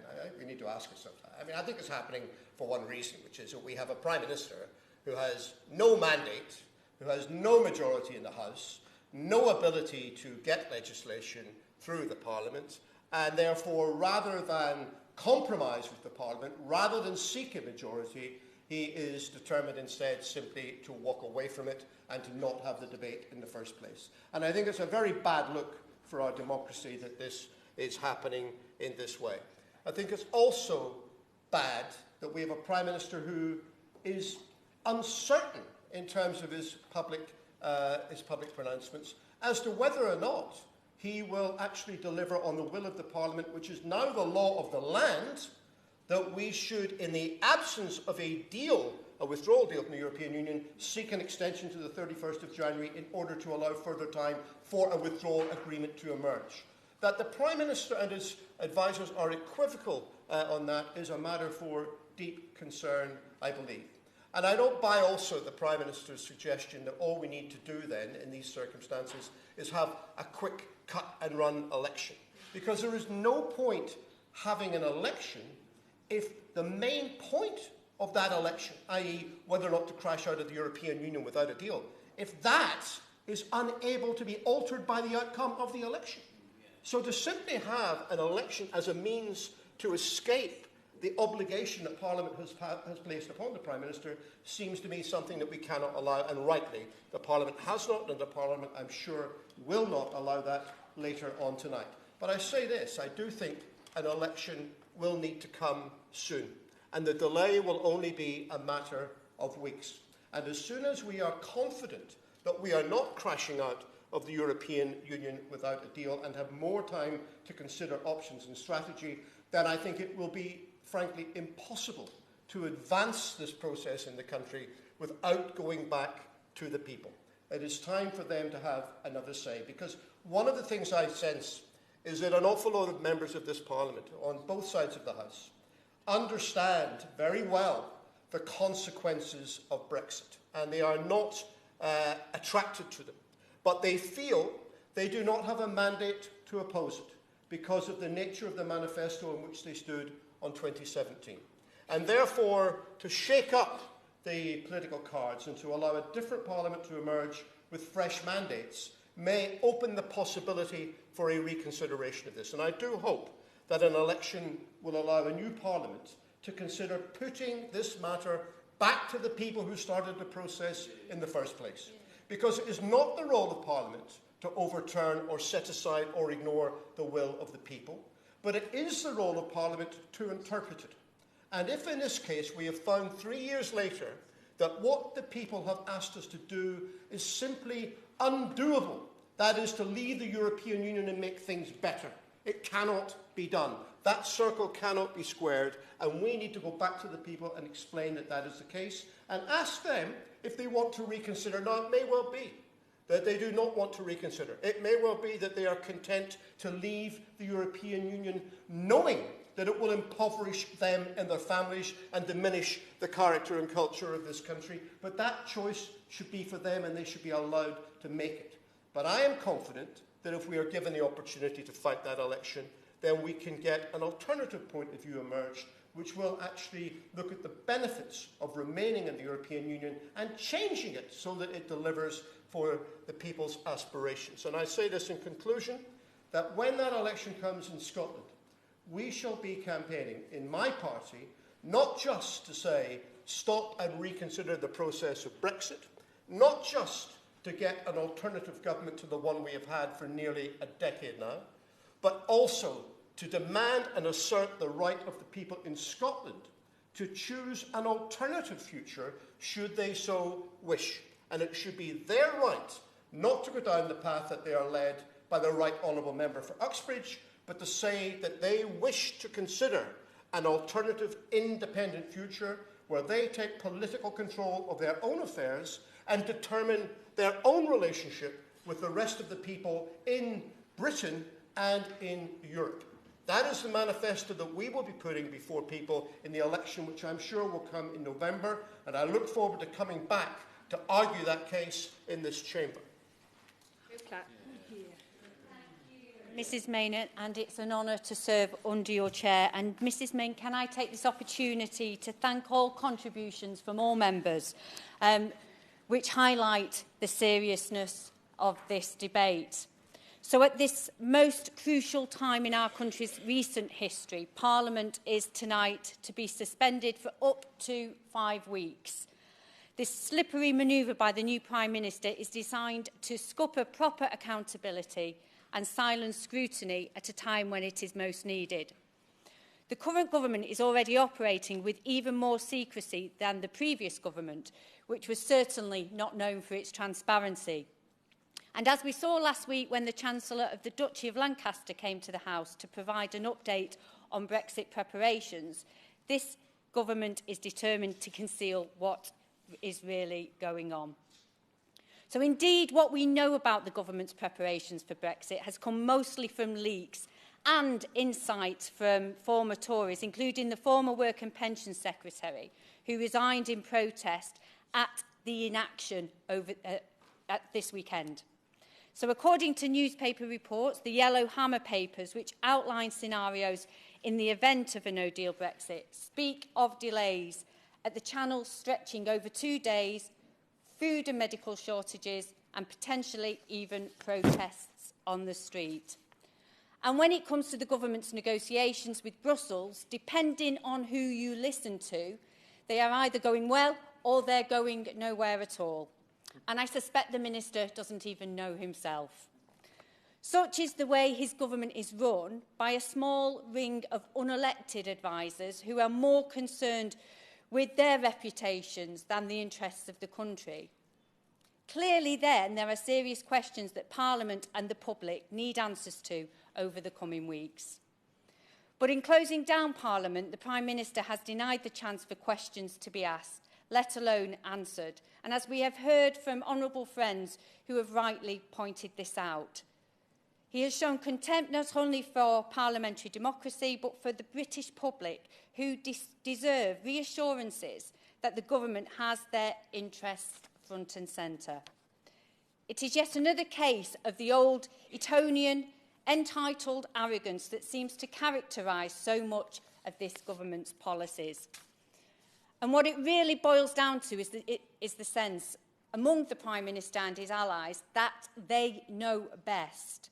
Well, clearly they do not. And every time the Prime Minister loses yet another vote in the Commons, we are reminded that far from knowing best, they have misjudged Parliament. And we in Labour believe they have also misjudged the mood of the public. If they use the suspension of Parliament to ram through a no-deal Brexit, as many believe they will not be delivering on the will of the people, but rather setting this country up for a period of more stagnation and hardship. We must expose no deal for what it is. It's not a quick fix to solve Brexit, but a path of more chaos, more negotiations, more unrest, and no consensus across the country. Far from settling the chaos, it will take us back years whilst we build the economic relationship from scratch that we want with our closest and nearest trading partners. It would be a path of more delay rather than forging our future relationship with the EU. We would see years of turmoil that we simply cannot afford. And after a decade of Conservative austerity, this is the exact opposite of what our country needs at this key turning point. This is why Labour is determined to use every possible means to expose and prevent a no-deal Brexit, which has only ever been the desired option of a small group of hardliners within the Conservative Party, obsessed with deregulation and mythical free trade deals. Indeed, it's their obsession with a no-deal Brexit and the failure of successive Prime Ministers to show leadership that has stopped us from reaching a consensus and getting a deal that works for the whole country. The Chancellor's repeated refusal to rule out an electoral pact with the Brexit Party only confirms that this government is prepared to hang on to the coattails for hardliners just like the last one.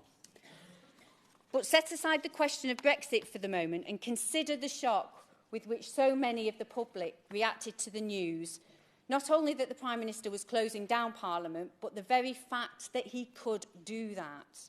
For many people, the last few weeks have provided a crash course in how the British Constitution works.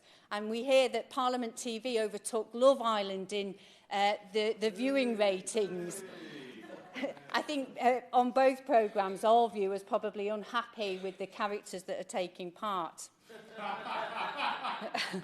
While people often talk in glowing terms of our unwritten constitution as being flexible, this flexibility has allowed the Prime Minister to sidestep Parliament completely. So consider the precedent this sets for a moment. A Prime Minister who doesn't like the view of Parliament simply shutting it down and silencing the elected representatives. In doing so, he has shown contempt for democracy, but has also revealed just how archaic our political system really is. Brexit is about many things, but for many people, it was a chance to express their dissatisfaction with how our political system works, and they are right to be dissatisfied. Our Westminster system is over-centralised, our second chamber unelected. Parliament is dominated by those from privileged backgrounds, and our elections are captured by big and dark money. The ability of the Prime Minister to so easily suspend Parliament is yet another feature of our political system that points towards the urgent need for reform. And that's why the Labour Party is committed to delivering a constitutional convention when in government, to examine and advise on reforming the way Britain works at a fundamental level. We hope that the convention will provide the impetus behind a programme of democratic reform that puts power in the hands of people. But in the meantime, it's absolutely essential that the Labour Party, working with the opposition parties, does everything it can to prevent a disastrous no deal. The suspension of Parliament will make this task all the more difficult. But as the last week has shown, the government's tricks and attempts to rig the system are collapsing like a house of cards. And if they continue to show contempt for Parliament and the British public, they may find themselves leaving number 10 as quickly as they entered it. Minister Foster. Thank you, Mrs Main. It's a pleasure to serve under your chairmanship, and I'll thank the Honourable Member for Sutton and Cheam for opening the debate on behalf of the Petitions Committee and for speaking to the petitions before us today, which more than 1.7 million people have signed. I have to say it's been quite an interesting debate. I've enjoyed sitting here, listening to all of it, and I've heard many passionate speeches with statements about not wanting to silence voters, that there is no mandate and no majority, that the government should doesn't have a mandate, that voters are being silenced. Well, if people have those concerns, there's an opportunity to do something about that later this evening, and that's to have a general election and ask the country and the electorate to make the decision about who they wish to govern this country. And I think it's somewhat telling that it's the opposition who are likely to block that, although I do hope from some of the speeches we've heard today that the members sat opposite will be getting into that eye lobby this evening to vote for a general election and to vote for their constituents, to have the loudest say of all, their vote in a general election. But briefly, and then I'll answer the Honourable Gentleman's other question. I'm very grateful for this indication that you're seeking debate. on the off chance that the vote tonight should be unsuccessful, would you then consider revoking the prorogation motion so that we can have the debate here? Thank you, Mrs Main. No, the reasons have been set out for the prorogation, but I think it has to be said that the arguments, those who've been shouting about stop the coup and defend democracy, who then don't want to have a general election, I can't think of any example of a coup in history where a free and fair general election has been offered immediately afterwards, and I think it's absolute nonsense. But coming on to the more serious question the Honourable Member for East Lothian asked was about what would happen. He decided to raise a bit of a scare story about what will happen for an EU citizen coming to our border on the 1st of November. Luckily, he can visit the government website. Being promoted out, you can certainly have a good read of it afterwards. And there's a section, crossing the border after Brexit. There's also another section on EU citizens moving to the UK after Brexit, which would have answered his question, but he would be pleased to know that as they come across the border on the 1st of November, the example they gave, nothing will change. Still be able to use e-gates if they're travelling on a biometric passport and will not face routine intentions testing. And it also goes on to say that if those coming here between the 31st of October and the 31st of December next year will be able to move to the UK and live, study, work and access benefits and services as they do now. So bluntly, a simple Google would have revealed all those interesting information. And certainly I'd encourage people who have got queries to look on that website. But it has been pointed out in the debate that these petitions are clearly distinct from one another in their ask of the government. The first one from March 2019 calls on the government to advise Her Majesty to prorogue Parliament. The second, which was launched last month, calls on the government not to prorogue or dissolve Parliament unless and until the government either revokes Article 50 or seeks a further extension. Like so much in Brexit, this makes it a debate where you cannot please everyone. In responding to these petitions, I shall begin by setting out the process for proroguing Parliament before turning to the specifics of the points made in these petitions. Certainly. Could I just simply point out that there might be a way to please everyone, which is to prorogue for a shorter time, as I've suggested, for 2 or 3 weeks, which will be in accordance with previous precedent and allow the Queen's speech to be prepared and at the same time members to have more time to discuss all those matters, in addition to the international crises which may occur during this time. We're talking about more than 5 weeks here.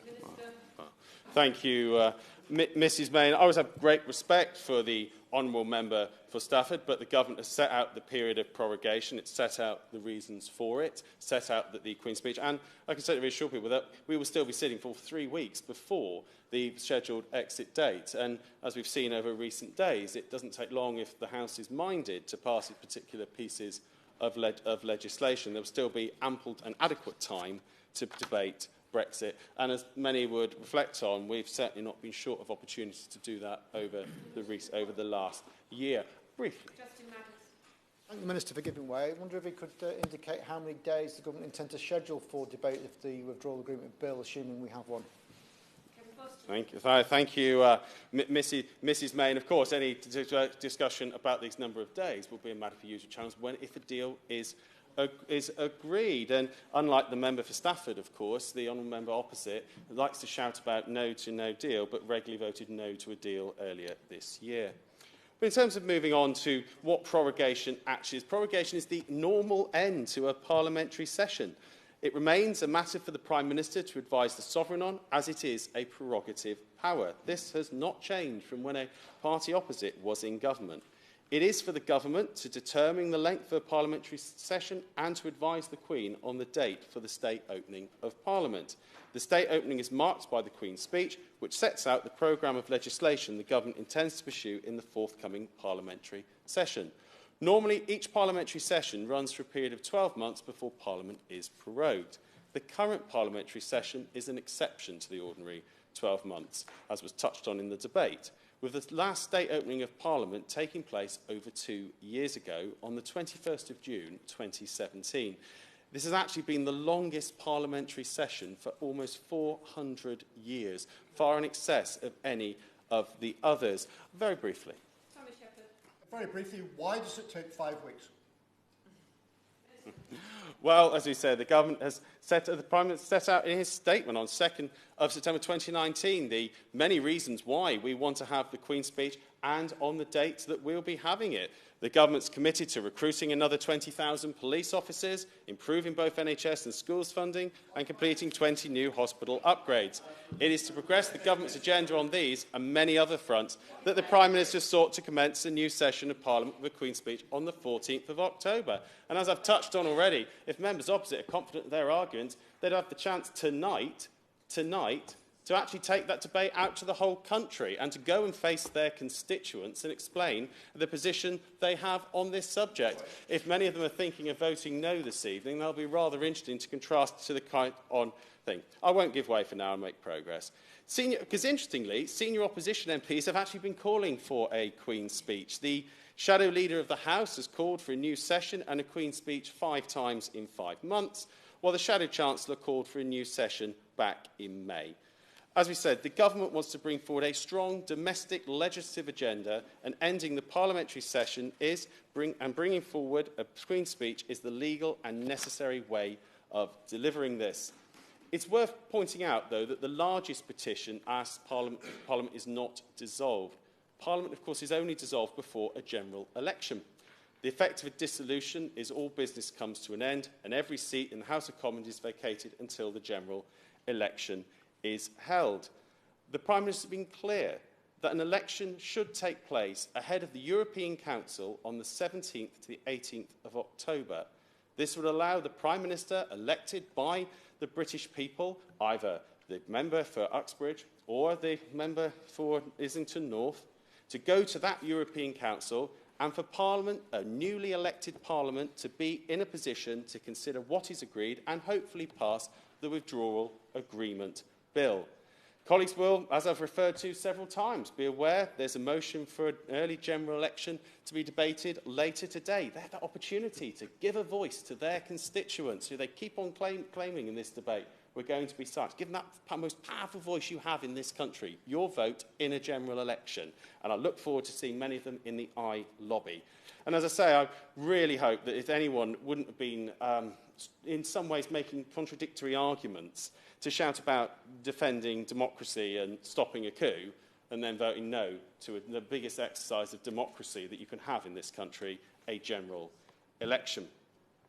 The government's position remains clear. We will not revoke Article 50 or seek a further pointless extension.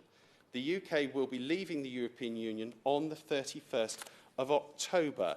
And I would point out to some members opposite that there is no automatic right to extensions. An extension isn't a solution in itself. It just merely, after 3 years, merely kicking the can is not going to actually solve this issue. 17.4 million people voting to leave the EU is the largest mandate ever given for any UK government to deliver. Both main parties pledged to respect the result in the election in 2017, and now we must deliver on that pledge. The Prime Minister does believe Parliament must have time to consider further the UK's withdrawal from the European Union and to hold the government to account. Parliament has sat ahead of the European Council and will be sitting for 3 weeks prior to exit day. This means there'll be ample time to debate the UK leaving the EU in the coming weeks on both sides of the summit on the 17th of October, ideally with a mandate from the British people to finally resolve this matter. The government would prefer to leave the EU with a deal, and we are working in an energetic and determined way to achieve this. The government is very willing to sit down with the Commission and EU member states to talk about what needs to be done to achieve that. If it is not possible to reach a deal, we will have to leave with no deal. The government is preparing for this outcome, and further delay will only increase the sense of distrust many in the public feel and further increase the uncertainty that is so damaging to our economy. We do take note of all the points raised in the debate today, but the decision to prorogue Parliament is one for the government because prorogation is a prerogative action of the Crown, exercised on the advice of ministers. Therefore, in responding to both of these petitions, I must be clear it's for the government to determine when is the appropriate time to bring out an end to a parliamentary session and bring forward a Queen's speech. The Queen's speech and the debate that follows is one of the great set pieces of the parliamentary calendar, where the government is rightly scrutinised and held to account. The decision is one for the government of the day to make, as it always has been. We have set out our reasons for doing so to ensure a fresh, new domestic legislative agenda is put before Parliament. As I say, Mrs May, there are those who in recent weeks have claimed they wanted to stop a coup, wanted to defend democracy, and that they wanted to give people a say. Well, tonight they've got just the chance to do that and to give the electorate a chance to pass their own judgment. If they don't, many voters across this country will conclude that those comments were as hollow as their pledges to respect the people's vote of the referendum in 2016. Paul Scully to wind up. Thank you, Mrs Main. It's a pleasure to serve under your chairmanship for the second half of this debate, and I thank colleagues for their contributions throughout this debate. The Taoiseach earlier on today, after the meeting with our Prime Minister, said if it comes to a request for an extension, I think the vast majority of countries around the table would prefer that there not be an extension. We would like to see this dealt with. If the UK is leaving, it should leave on 31st of October. And this debate has been brought into pretty well every other debate that we've had over the last 3 years. It's boiled down to BrExit. And it's what we're asking for by moving the Ben Bill, by not proroguing Parliament, by not having a general election. We failed for the last 3 years. There's too many people in this place that have caused failure as a Parliament, and we're continuing to fail. We're voting to continue to fail because there's no clear plan as to what would be achieved by simply kicking it into the long grass to the 31st of January. And that's not good enough for the vast majority of people in this country. We've seen quotes being used out of context in terms of why a prorogation is not a good idea, because if prorogation wouldn't be a good idea if it was to kick beyond the 31st October. This is not the case in this side, in this example. We've talked about debating other issues and the lack of ability to debate other issues, but I didn't hear this. I didn't hear recesses asking to be cancelled by members of this House when it affected their holidays in the Easter, when it affected other recesses, periods that we were not sitting in this House. There are always events around the world, as unfortunate as they are, that are going around that we could discuss, that we could debate, and we can raise them in a variety of ways, or we can stop them up to sit, or we could recall. I think I've only got 2 minutes, actually, if you don't mind. But the no deal that people have been talking about is a default option, or it's the default option in terms of Article 50, but it's not the default option of this government, as we've been hearing. And it's really important that we retain that in our minds, because there are simple ways of actually dealing with avoiding no deal as far as we're concerned. We could have voted for the withdrawal agreement, which members opposite did not do, or we can now vote for an election to try and unlock the situation ahead of the date of 31st of October, so it can be someone else that is going to Brussels to ask for that extension that everybody of the other side wants. But actually, the reason that the October the 14th has been determined is because we want to set out our domestic agenda. We want to set out our ambitions for apart from Brexit, over the next 12 months, and that's so important that we do so. That's what members of the public are crying out for. Thank you. The question is that this House has considered E-Petitions 269157 and E-Petition 237487 relating to the prorogation of Parliament. As many of that opinion say aye. Aye. Of the contrary, no. No. Division. My opinion as to which side of the majority has been challenged under the paragraph 13 of Standing Order number 10. The question is therefore not decided and shall be reported to the House. It's possible for the question subsequently to be put to the House for decision without further debate. Order, order.